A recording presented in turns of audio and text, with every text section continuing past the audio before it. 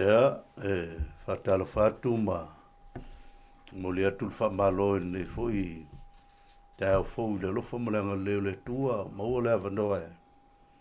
Whaua oe pēr ia tātou le sona o le whamoe moe pe ona iai ia ni tai au ia whawhelo ia tuai loutou mamalu ia maua le avanoa e mai mo mai ai il tau neolo ma whatase ma le wauna le atua sunga le li whai whiawi a seto le kale sia mai a whao stase o whai au ngai whasoina ia tatou le sona ni tai au ia walau mai mo mai ma lau whafoga ia tau na ia whamanuia le atua o tatou aluantu tatou le sona o leo whai tatou talo o na whasoi leo le tatou le sona ni tai au no mātou tamai o le langi o le atua sisilese o le atua o mea umalava e o il tangata soifua.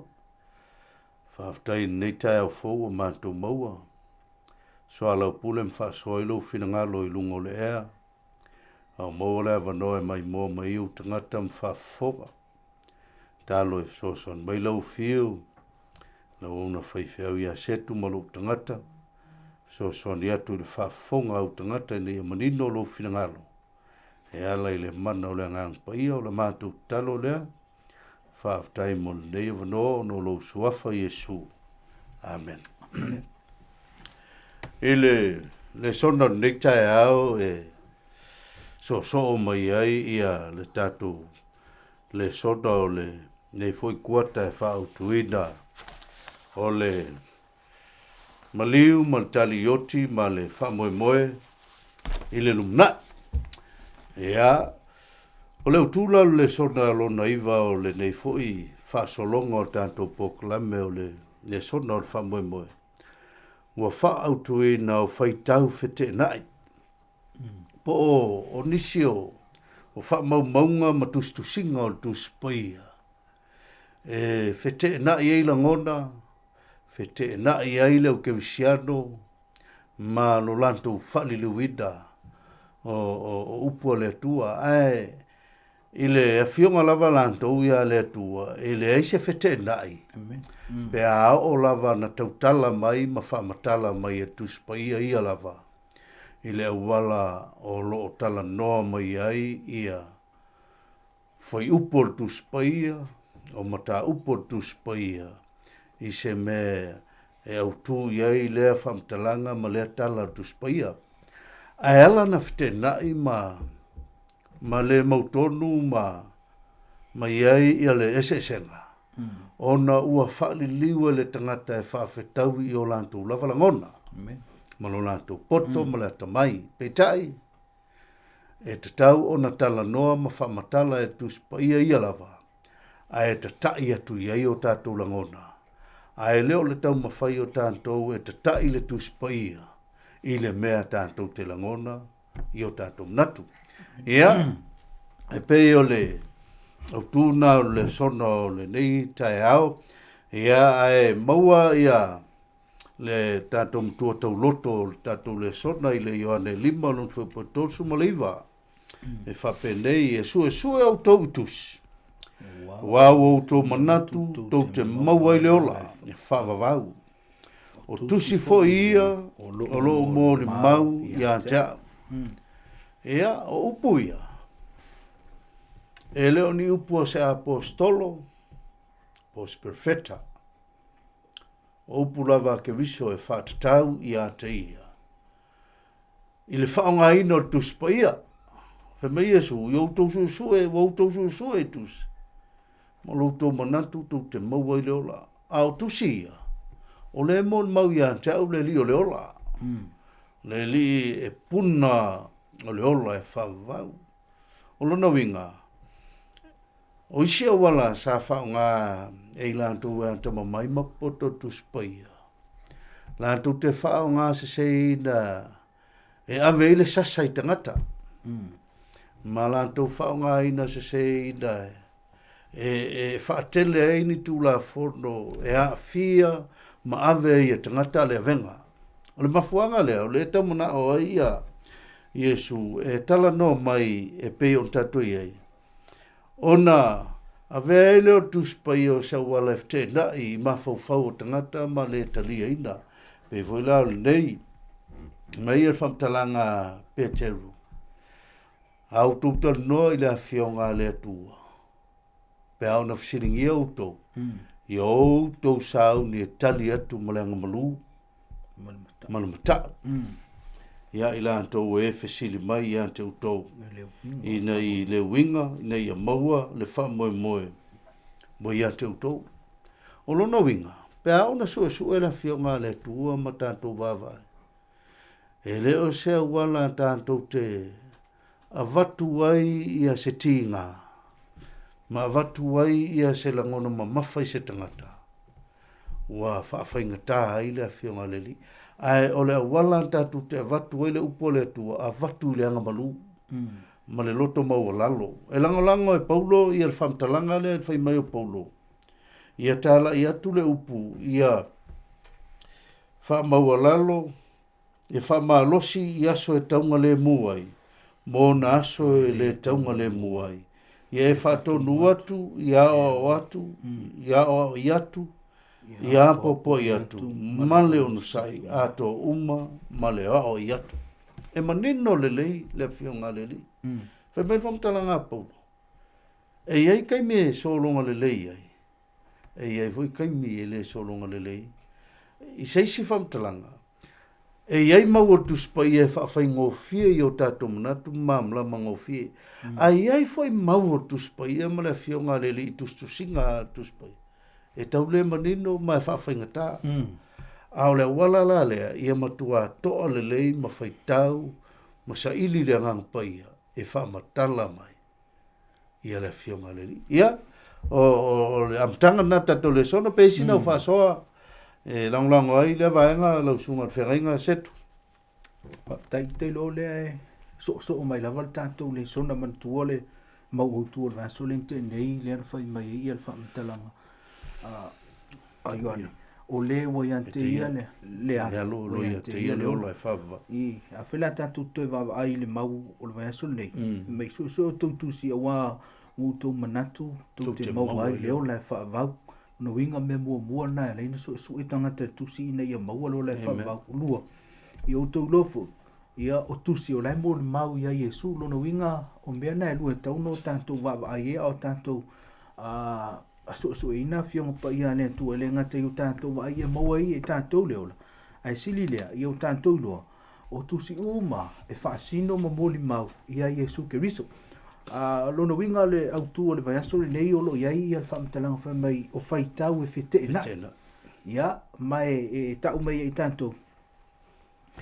E iai le teime manato tangata o loo whete na ili tuspa ia ae a whai tātou te iloa me nei e lua tātou sue ia maua le ola me o tātou sue i o tātou iloa o lai whaatitau ia Yesu ono tātou iloa lea e lei se whete na e lei ma se whete na I o iai ia o te iloa lea I elo na whaamaonianga o tātou wanga I lumal vai aso nei ia I mau e fōlinga mai e whete na ia ai o loo toi whaamatala mai lava le tuspa ia ma toi au mai ai I upo Yesu Keriso I ma upo lau apostolo lea I le whete na ai au tātou iloa o lai mon mau ia Yesu Keriso mea umane ia ona vave leo no tātou maua mamana manama e le aise whete na inga o tono tuspa ia whaftai. Ea, whaftai tu leo sunga whenga. O le si vanga tato le sona, leo sunga whenga inga se tu o le. Tala voi le mau omala salo. Whemai isi o le tala moni lava, literally le voi le tala. Ia, whemai ia nisi le a whai e moni o le tala le moni. No no winga wa le whetau ilo ma le vainga le na iaia Yesu uma ma fine voi lea. No atu a situnga makwa. Ia, a whemai ia nisi o le whamtalanga sawa tu spai. O le whata oto. Ia, pe a fua voi la tala ila wawai. Ia e sawa o le whata oto langa e te iloa ile. Wa ele mfai toi tano mai le langi ma le afi. Tangata pe a fua iai. O la ua ile afia la toi tano mai e a pela amoe. Ia me tula salo se I masina me. Ia pe la sau tau sisira ia la fo se me ua. E ma ua ile ta. I whaftai.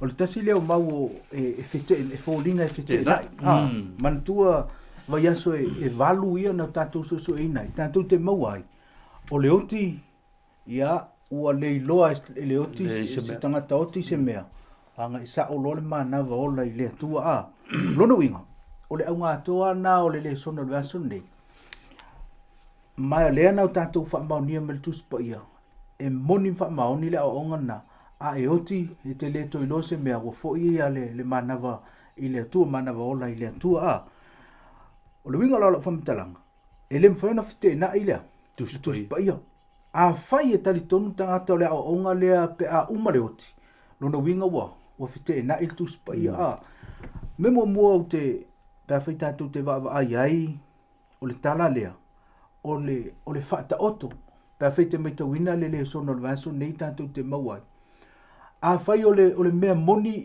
e manatu tangata o le mea moni mele lona winga wala lata te lele se o lima le afi ma le langi a pe a fai te o le me fai ona wala au atu le tangata le tangata lona winga fita e fela ta itele wo fela ta itele pe afa pe o le mea moni le tupu pe o til tangata a le si me tatu te va ai ele ngata wo fela ta itele ai folinga mai a o til tangata ua alu i le afi mana tua o lono winga ele na o le nganga o lau alu ma le tino wa mana tua mai se i pa i fo na tamata mai lima tumu lona lima se i fa malu ai lono winga o le na o le nganga le alu i le afi ai alu mala mana tino ai ave to ka ola eli tunga mau o le ia le tino i ve tunga mau no winga e ta uma ia le o sea o le tala lea o se fata oto o se fatusa e yailo na o onga sili o na taua laea lae moli ma fifi mai le tala le ngata lea pe fai tatou te mai tauina ia le fata oto nei e lua o onga taua lae tau moli mai le fata oto o onga mua e le o le tele o tatou mei nei e maua ole o mai lot ele o tanto unga le na man tu mai ele va pe tele tanto me ne yon tanto tu le pe uma le olanga e tele tele autu pe ai e motiva le olanga le nei ia e te o fu e motiva fe ele pe uma le olanga o le o mua na o le tana le lo no winga o lo tanto unga ile o le fa va ele ti termini me mawela ile olanga le nei lua o lo tanto wa noa i le langi ma le ola whavau e le saufa alua mana tua tala i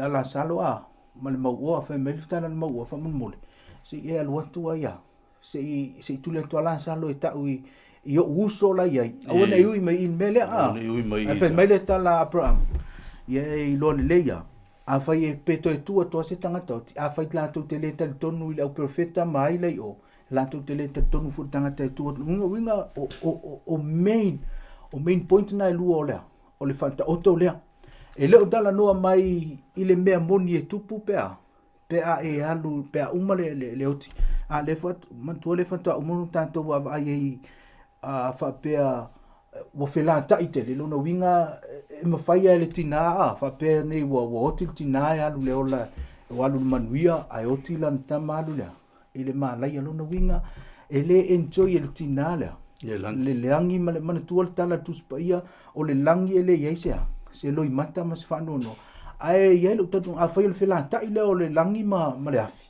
ma le fafano ia ai longa enjoy silo mtuala le ola fa va ile vai atu ma le sala ma le alo failanta ma le e mu mai te mi uma no winga ele o se me moni e ngata ile a fai tatu te toi va ai o te fia o mele o le context context o le maule a fai te mai tawina ia le o le tala ia la salo e te maua i le foi upo se fulma le iva nga i lalo ai lunga atu mantua o lunga atu a tatu tanolo le context lo na winga e le ope le mau e ai le mea ta ai lon si manga mai tau mai la lunga atu le tala na o lo ia i le fata oto Yesu i le tangata tausi mea lea le fa maoni na uma o le tala le tausi mea le fata oto le tausi mea le fa maoni o so lo mal tala ia la salo a faile te mai tawina le si o manga le mau o lo tala noa i le tamao a inga e so ta i le tala le pito i lunga ma le tala le pito i lalo lo no winga e ta uma e o fanta oto e fanta tau i le tamao a inga o le tala la yala salo e le o fanta tau te le pe le o mamafa te le i le me tupu pe oti ai o lo fa mamafa i le faonga ina o loa tamao a inga mafuanga na e le o lo tamao a inga i nei e maua i o ele tamao a inga i le manuia e le o le le a onga lona lua e le aiso na e le aise sau fa alua e le aiso wa vanoa fa alua o le taimi a e te oti ai ia ua uma foi lo wa vanoa o le o lo o langa atoa mo le tātou a o langa atoa ma le soifuanga atoa le tātou te olai o ina e fai e tātou filfilinga e le aise tātou filfilinga e fai e tu ato tunga mau haftai o le si mea tāua le taua mai e tala le alise o le mea wai lea o le otio tangata e mua ia e wha teipi o le mele tupu e le whapena le tua amen e le awa onga wa o isi awa onga wa o sautu o le afi le tapena le afi whava le afi whava e le o le upu le whava vau le afi mua e whava e mua umaloa o umatu o tele na whao ngā o tau mai e, o se atua le alofa. O le si le mea le tau momoli mai voi, o le vā, o le tangata maua, ma le tangata motiva. Amen. O isi teimi. E pe e le manatu mamafa, le tangata ua maua mea, i le tangata vai vai. A e le o tala noa tele la, i le mele, whatatau i le alu i le, o le otia alu le la o le sine le me le pifolinga mai o le oti lo alu le langi pe o la salo i le langi ai o le mau o le afi ele isia o nga va pena o to moli mai ma le mena tau mai o le tala fa toto ma le tala fa tusa e fa tau i le savalinga o tangata ese o le langa e iai tangata maua, e tangata mativa, e leo le tele o tamau a inga ta pena i o mo le lanki.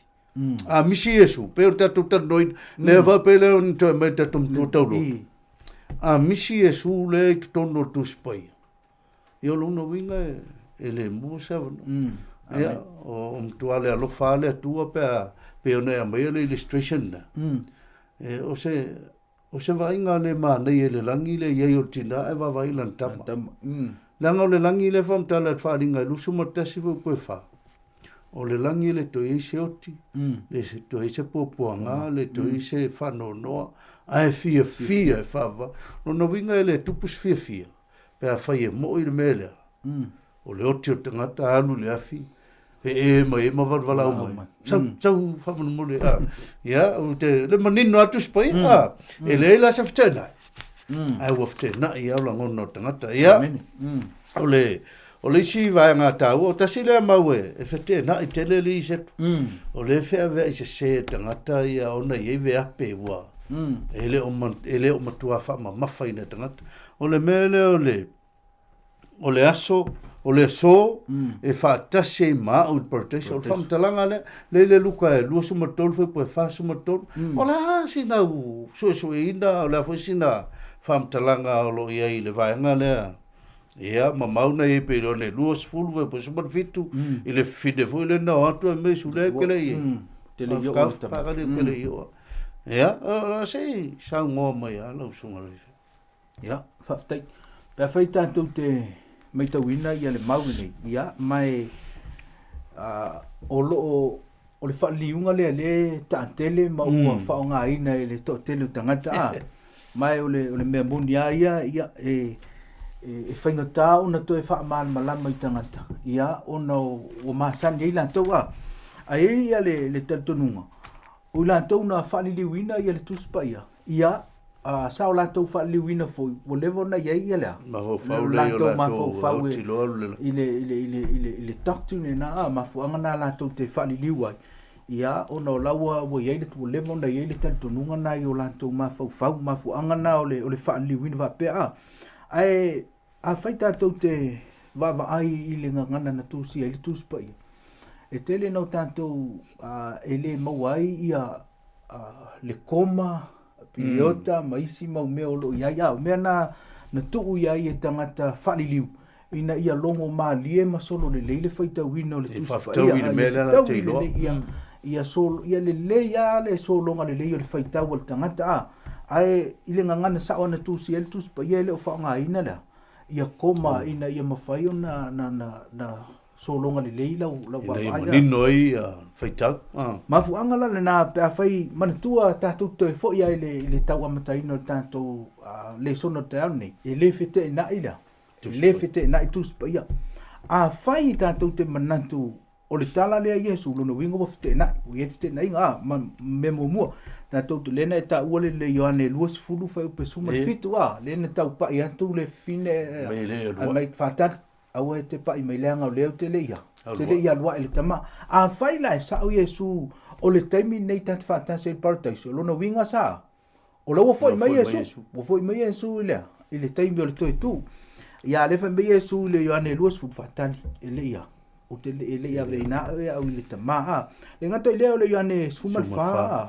mo le tolu mau masani aua le atu vale o tu loto a whai mai o te alu te o te sau e avatu ia o to ia lono winga a whai e tātou te talitonu i le whaliwina lea o ia Iesu matpangta i le paradise o le ala lea o ngai sa o Iesu o lea wa o umona na o le pangtaila paradise ita e taimi pena uta ua ia e tau whai ia le tangata na whaliliwina le tuspa ia e tu wai ia koma ina ia solonga le leila le whaitawina le tuspa ia whawhetau i le mele la ngona manato ai a whaitātou te wawa aila i le whetena inga le tite a le e pe i fōlinga mai le tātou tusi o le mea tu wai le koma le whaingo fia ia pe a sa o le mea tu wai le koma lona winga le whai mai ia le whaitawina pe a whape tātou te toi fōi le ngangana na tusi ai le tusi pa i le ngana e leni o lo whape mai e moni o te whai antu ia te oe i le aso mana tua la lewa sui le me tu wai le koma ia ta te whaatasi mau i lea Paradiso lono winga pe a whai wa lena u whai antu e le fete na i tusi pa ia lono winga sa o le lei pe a whape tātou te tu sa o ina le koma lea i lona tūlanga tau ei, whai mai Iesu, e moni o te whai antu ia te oe i le aso, lono winga lea ua watu lea, mauti noanga, tante iai whaatasi ma oe i lea, i le Paradiso, e leo le teimi nei, a leo whai te oe i le aso, wa mauti noa, o le teimi ala e tupu i le tātou, le teimi tātou te oe i le langi ma le ola e whaavavau, wa mauti noa oe li pangta, lono winga o se tau wawa aina i le peno whaiatu a whai tātou tatonu i le whaonga ina leo le whai upu lea ia ua whainga tāla i tātou o lea ua tātou vai lola ua white e na ila le tuspa ia lea ua mua whai mai la a tā o taimi nei la i Paradiso a whai mai mun muli i whawhine a watu te pai mai leanga lele ia vea o tele i alua e leo i lo uta maa lono winga e whaingo fia ia o nau tātou whaia ma o tātou wawa ai i le vaenga au aina i fete na ila le tuspa ia mai o le mea na te tau na tātou mun ta ia ia o le tau wa aina ia i le vaenga le tātou whasoa le sunga le whiau i le sia wawa i le maule pe a whai te wawa ina mo whaitala Iesu i le pangta ai mun muri oti o le mea na e tau mai ele i o Iesu le laki. O lai tau lungola. Sa tau. Pea wawai le process e tau ingal mea. Ina o la talata wa wawai atu ia Iosefa la mataia wa tolu mana. Fato alua Iesu o ia Iosefa mai ave tanu. O le tala ua tea ia i tūlana whai le tala. O le tau Iesu lungola. O sa tau mea na e tau mai ai e le sao le whamtalaina lea ma whape mai o le wai ai Iesu uma malpongtai o le mea ne tau momoli mai le wheau o le tala Iesu o se wholafolanga o le mautinoanga o se wholafolanga o le mautinoanga e tangata lea au te popole o oe te iai maa ui le para o le so lo ke whai e kuai kei mingei alo ke whai kuai ki oe o le mautinoanga oe. O oe ke iai, pe ao ngā whalau tele maliliu ia manino. Leanga o isi ua lantou whawhete na i le upo le atua. O nei pe ona e sauno, o no i lantou na tūsia ma tamu whai whaliliu. E whaliliu i lo lantou tali tununga. Ma moli mai e le whaule ia tali tonu e tangata, a o le tuspa ia. Pe an tatano, e lefte nai. Amen. Le ema ninoa, o le tala Iesu, o le wholofolanga, mautino, tai pe o nei. Ama pe te fuafua nei e te alu i tafuna. A leo tatano, whai kaftau i tafuna. E moki ngoala. E ke alu. A leo ke sao ngiaku ke alu atu i tafuna. Tai pe o tala la. O le tala ua whai e Iesu i le teimilea. Ai o se wholofolanga e watu, i le mautinoanga. I le pangota lea. Ele ila o a ula le usauti e feilo ai mai Iesu i le tunga i le paradeiso ia o le ina ia ve se le tanto nunga le o le otia mau i le la amen ne o tele tanga ava afua ne o mkwale ofi e ko ke ia mato tele tanga ta le ila ia le la ele fa pena fu nga le tu ele se me fa pena tupu ia mana ia le fa soa i le fui vaenga o tatou le sona ia o le si vaenga o tatou le sona o le alu ese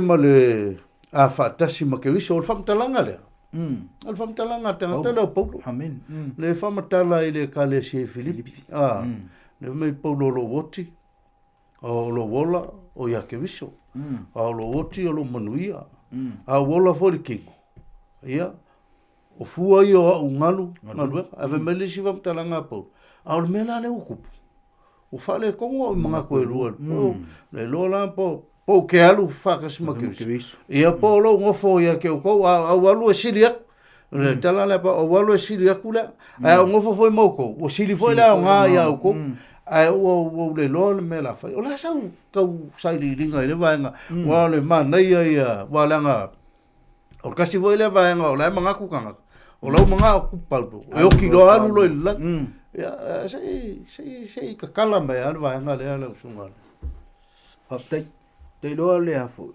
e ta wale vaenga le wo mai le le ta fa so le ta ya le nei a le wo umana e ta wo ia le si o mango le maule pe fita te me tawin fa mai le fa mtalanga po ia bo fa le tonu mana tu lua wo fi alu mat fa ta si makeriso ia a walu fo wa manga ia pe o te no fo ia mo ko ia wo makwa sili fo ia la nga o le winga la o le tala paulo pe e to fo ia tanto we le fite na ila ia wa tele o nga paulo ta mai ai e tele o tilo e alu la ile la ai perfeite va ai male to ale tu singa paulo foi mai paulo wo fialu mate fa tasi mai makeriso o le winga o lana fa metalanga o lea a woti ona uta oto lea e fa tali ia le taimi mate fe lo ia i makeriso o le winga la pe fa pupul ta fa so ta ole nei o lo kipi e paulo lana fa metalanga ilona malo loilea ile tunga mau ai wo so sa o paulo ilea ile unga wo so sa o ile conclusion ole ole me tupu pe oti o le teime ta oto ai te le lo se mea ai ole teime te pula i foi o lo fatasi ole me si ole me mo te vai ai ole o lo fatasi ma ke viso lo no winga la fa matalang e lo fete na le se fete na ai ai o lo fa pu e paulo lana fa matalanga e ai le wa kipi se paulo le time lapse le ai mo isi me me tupu pe uma le ala wa alu sa o paulo le main point ya wa tinei o tele to lo seis o le me mo to ai pe to o la pe pula ifo o le o ma fantasi ma ke so ma fu anga na fa pu e paulo le o la fa pu e paulo lana fa matalanga ia ai le fete na io la manino fo ia la le sa unoanga la apostolo ia umatu le tino le nei o le isi me so o le mafilo ai lo ma Yesu Kristo ai le o le mafuanga le o le mai paulo lo woti o lo manuia le la nga le fa sa nga ile apostolo makinga Amen. Ma mea whainga kālo. O longa ngau ka inga la lea. Ia mano lo le kunga mau. A o le kai ao ma le kuaso a kofa inga peonga e saunga. E mau ki ngoa i whakasi mo ke usi. Ia, e tāua tele, e leo le. E leo le langona o paule o tilo anu no i le langi. Walanga kasi e mawhai voinga ngofora ka ngaka ma whesuia. Ia langona o le ampose. Matauria o langona o le apostolo o le ua ia i lo le lei. O lana ngā luenga o le tala ina o le fina ngalo o le atua. Ua maka o ngā whea ngai mati ngā o le maka lea o le kusirea. O le tusi mai le whatpuipui. O le a mai le ka lesia. E koe momoli mai le whea ule o le whamalosi. So se ka ngaka e oki, e mano o lo tunga mau. Ia waranga le mol mau e whailaunga e iwa rung whaupo e lima malongo. A oki le ka ngaka. E anu le kunga mau. E se le maa nawa alea. Ale atua e leila se ka ngaka. E oki roho lang. E oti o na malo lo lea. E whakarikali lea so e fio mai. Le voi mo kaukalen mo te salo ni e whānu whapsumar kolu. E o sumar wa. Mai o ko ke whangongo e pēr mga kois. O le se whamoe moe. Le ai. O iai le tai au le toe tu. O mea ia le ka whamkala mai.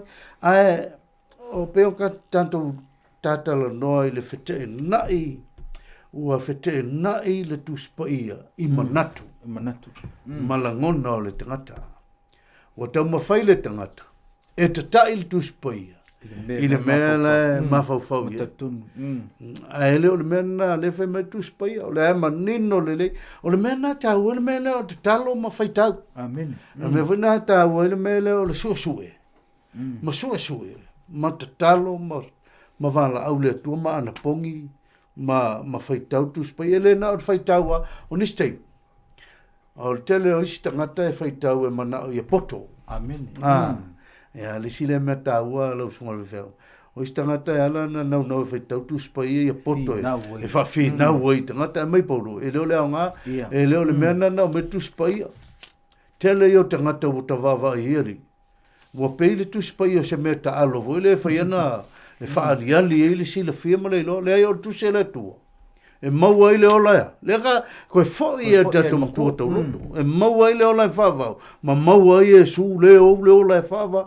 Whawau. O le ngā saana tu spaia. I la vea i sis.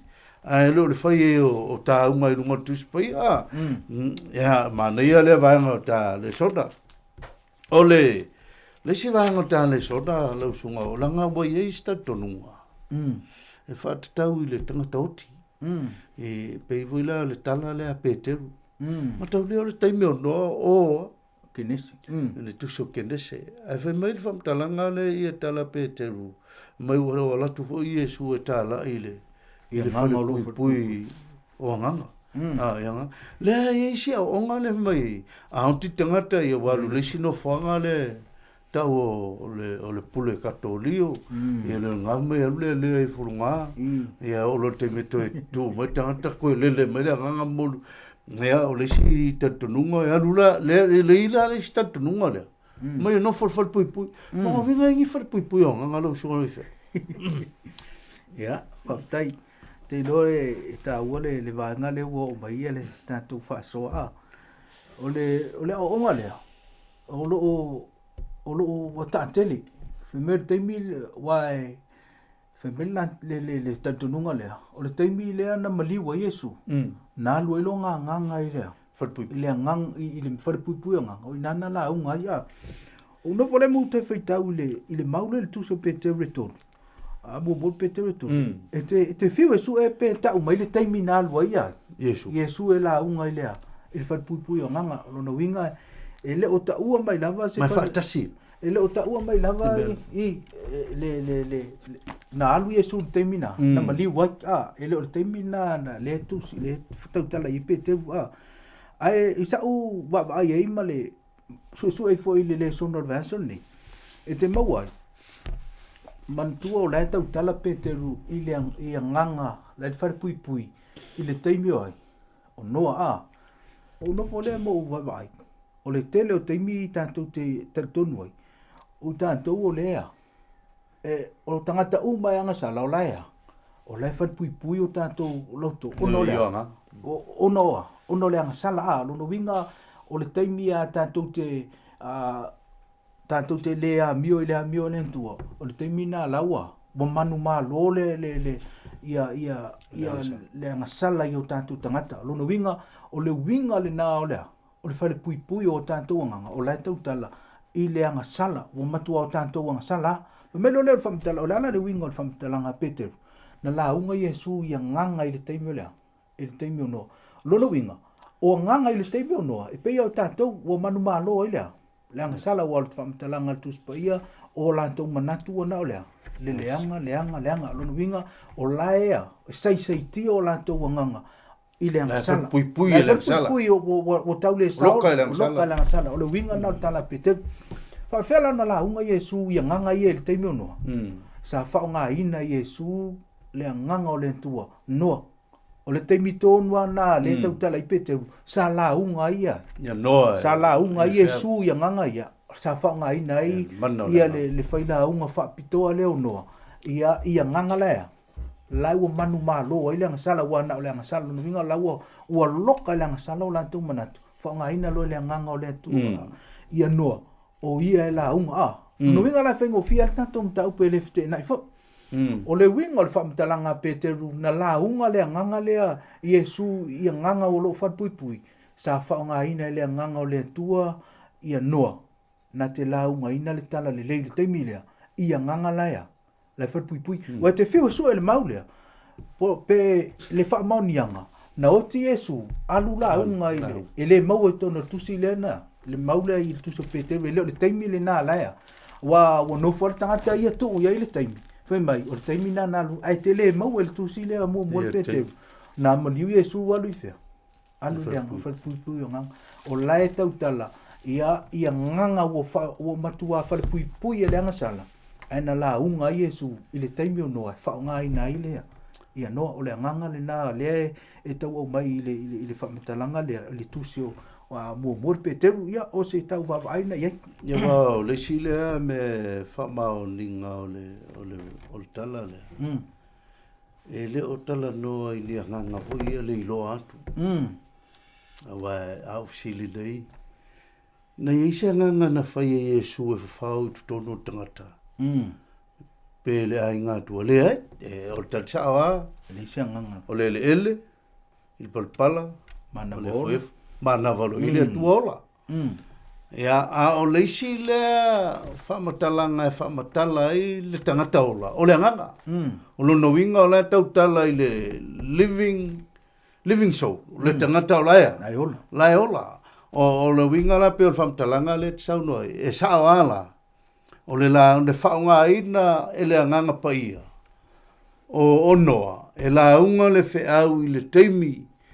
ia na launga inoa i tangata ia na saitia ma fale pui e le sala wa le fale pui sa le o tangata o le saitia le sala o le loka le sala o lanto o le launga ia le feau e tau ona le liu mo mai faile faule va amol faula fa tanga wa matau dio temile fe mai o manato tangata wona o le leanga luna winga o motua saitia ele tia Apollo maloka satani a ole wala le na mana o ile tu e fa ngale tangata e la unga ia nganga ia o ka loka satani ma vea o lanto langa o neo langa vai amen ia e ta wala ia le tato vai ia o le sime tato vai i le fa ngai no le maula na tasia e fa tasia tu spaia na mention ai e tau mai ai o se mea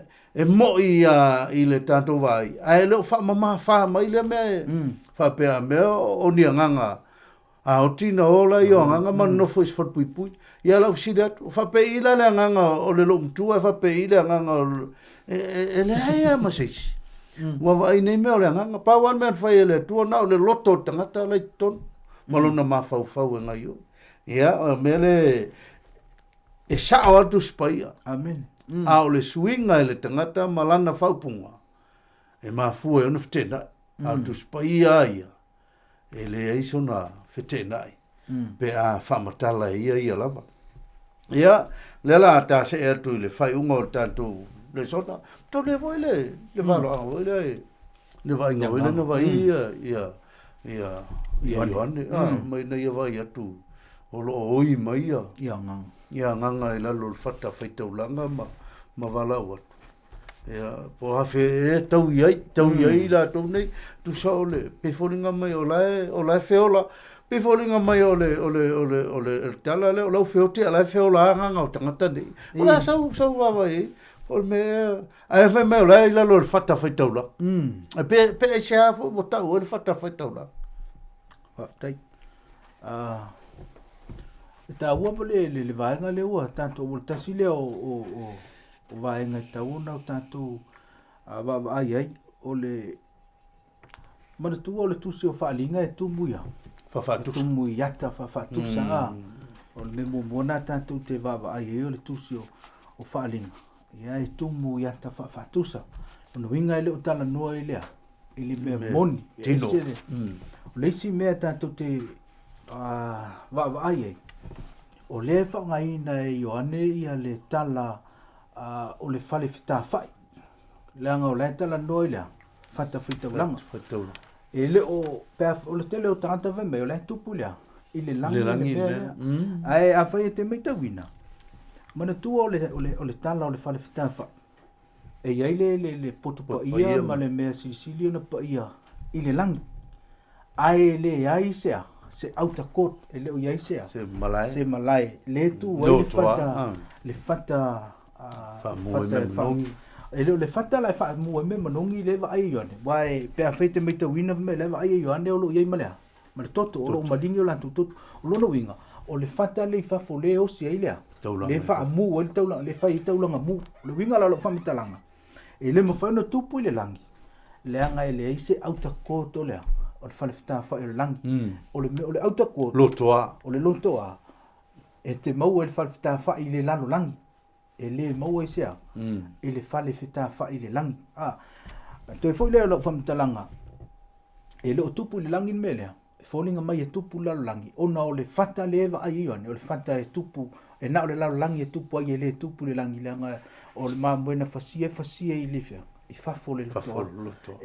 O le mela le ilo ione. O toto tangata nei, a luna winga o le tupu lea, i le langi a, whawhingo whiela le tanto whasoa i le tai aole nei. E wholinga mai, o le tala no Ioane, i le ata whaatusa, e leo se mea mo ina tupu. Ai e wholinga mai o le eva ai e Ioane, ia le au ngani mai peawa, o tangata pa ia o le tua, ia o hawhea ea le tua ea. E te taui masui ai la tau nei e fōlinga mai o lo tala noa Ioane ia i se whaatusa o tangata wa lewa o na mali livu a ave lo lantou wola mo lentua fōa ilo lantou wola mo lentua ai fōlinga mai o lae no nofo ma le whaatalitali po lea ea le taimi e taui mai ai e le tua lea lo lantou toto a lo winga la na o la whamitalanga e le whaatu e le fite na ile tu spa ia o le mea le na va ai Ioane o sea wa na o sea ta faatusa e ta umai ai e tele tangata na avea lo lanto wola na oti fa manturo o na o le upu monia le tua o lo lanto nau ta inga la le ai o lo fa taliatu le asoea e au mai e le tua o lo lanto taui al manuia ai taui ai fo i le tua ia tangata na faia lo lanto toto o le winga la o la whamitalanga i le taone e le fete na i le tala le tuspa ia e manino lava e le o tupu i le langi e le i whapeo i aini a nganga o whetangisi i lunga le langi ai ono o le mafuanga le ana o whaasua tuai e le ise auta koti i le whalewhita whai le langi o na o le mea pa ia ma le mea sili o na pa ia a o le auta koti le na tupu lea i lau langi le na maliu Yesu lea i le lalo langi na o le whalewhita whai la i le lalo langi e iailo na auta court e leise auta court o le whalewhita whai le nangi o lau tau aina iei a lau sunga le fiao whaftai atu i le sunga le fiao e le whaseida le tanoma o te lo le o le isi fiao ato le lulu i mai tato mai matau lia i lantou de o e maali liu wha maturo i le tana le lei ia ele ngata ile mo ila to ole pivolinga mai alalanga mai ilalo le fata faita ulanga o folinga mai o ila to ia sa tau tua ile tua malana ngaluenga o ila to sa faia fina ngalo o le tua o le pe folinga mai o tu se yo ne le va inga le e o mai ile fa mo ngai tangata po le ale tua inga maliu le tangata ile ngaluenga le tua malona fina ngalo ele pine lona tau wa sauni le tua e taui le masao lo latoa lato toto wow taimi ave taulanga e ave tot au ivo tato to vai e le taua mai ale tamai mamoi mele ala fa matala mai e le tangi sa tangata e ko ksir fiat ka ku ngaluenga o ilanto uma ngaluenga le tua fau masolo ilanto na fioti talale amen le tau mafainga o le finangalo le tua e mo moli ia mama lama tangata i le faola faatanga o le ala e mai ia ioane i le vai o le va ainga lea e o mai ai tangata ia tutoe le fai lava ngaluenga e fa manatu mai o te fi pe o mai ale oti o lo iai le tua o la sila e lau tau tua fa faitaulanga i luma pe masaa lo toto le ai le avanoa o tanto e le pine lo tanto to o se fianga foi le mo so stangata kelsiano wa tele ia masani no wa vai foi na isi kelsiano wa isi atunu fa popa wa te vai atu le anga o fainga o tangata amu ia tatou samo e mo ia e le ia o ani sa wanga onga i lata vai a tamai tau na ia tele le toto masa ono le fina ngalo le tu ala matau de vo yo ne le nave fa unu ua ma motu le no foi patamu le motu na papalai o la fa sa nga i one ma me ti nga o le ola amen ia ai wo ia va ai lo ma fa tu sama moli mai yo ne ile ngana fa fa ngofi ke siano o kuke pole la ngona ele atua lo to tangi amen maleoi ia so ke siano mai bom fa fonga mai o te pole amen lo to tua fai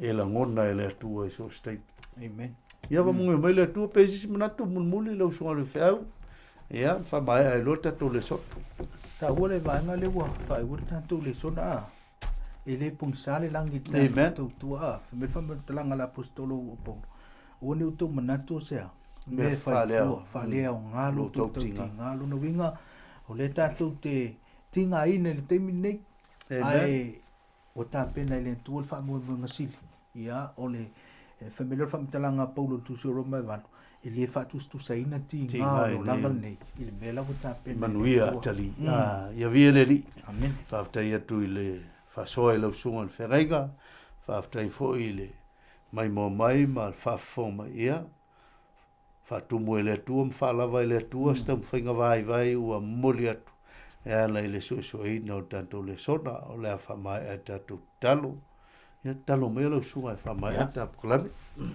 mato tamai o le langi fa tai le ava no fa nga ina ia o matanga te fa tawa fa so ina lu fina ngal talo ia o lava se wo o toile nei faso e lau fa manuianga i se awala silio na fa pitoa talo ia se vai ngo wale o ia ile au nanga ile nei tai au male nei aso talo e fa a to le ngo fa mole lava se manatu fo i wale tu sa malau fa fonga ia ile fa manga longa yo matangata fa manga lo matu se o no Yesu amen